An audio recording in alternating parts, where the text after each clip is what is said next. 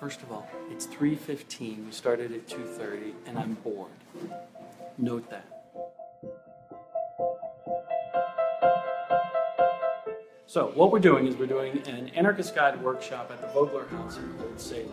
So we've allowed our group of Mesda Summer Institute students and professors to come through with our anarchist tags and just experience this house and give us their kind of crowdsourced comments about how they would interpret this house and how they would make the visitor experience better. We're decentralizing the experience. The typical experience at a house museum is that you get a tour guide, you stand in the hallway, and there's ropes up because, you can see right here, we have chains that actually make it so you can't come in here.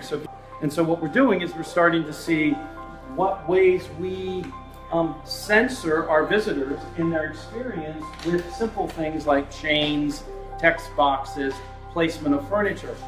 So after today, we'll be compiling all this information, and then we'll be having a discussion, I think in a week or so, about ways that we can start to incorporate kind of new innovative ideas.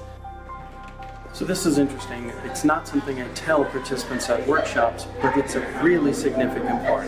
So we came here at 2:30. It is now 3:25.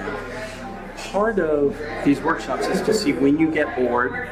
That's number one. And number two, which rooms you congregate to and start acting like a normal person. And so what's happened is we've got two rooms that we have totally rearranged the furniture because they weren't habitable the way they were before. They were stage sets. And now if you can just scan these two rooms, what you'll see is at 3:25, all of a sudden, this group feels ownership of this site. Someone on Facebook Live said, "You've got world experts on this time period. It's a shame they're not involved." Well, guess what? They're not involved on purpose, right? Because I believe that these sites should tell a story without someone telling the story for it. So when we first started, everybody was really tentative. Didn't want to touch anything. It took a while to take some chains down. I had to take the chains down. I had to kind of force some issues. A few of you went up to the attic. Who went up to the attic? And so that attic is not interpretive. I'm looking out that window there, I left a note there because somebody every day is looking out that window, wondering who carried all this furniture up those steps and probably into that attic, wondering all of that. As soon as I went up there, it's definitely hot up there, which it probably would have been.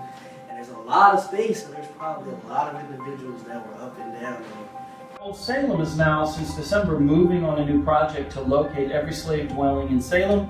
And you are sitting right now in a house where there is a slave dwelling, which is upstairs in the attic. Now for a minute, let's talk a little bit about objects, because that's what you guys get, right? You each have picked an object.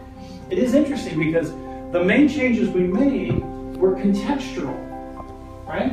Objects became stories based on the sequence of kind of relationships. On that table over there, we wrote a story about somebody doing needlework, sitting with somebody reading, sitting across from somebody else, I forget what they were doing. How do you see this idea affecting research that you do? When I get to hold a cookie roller that Vogler actually carved with his own hand, I'm right there with them. I say just it's putting actual people and actual stories and actual lives. But the truth is, if you have a site that's not interesting, we won't even be able to have our brains open to the point that we're going to listen to the people.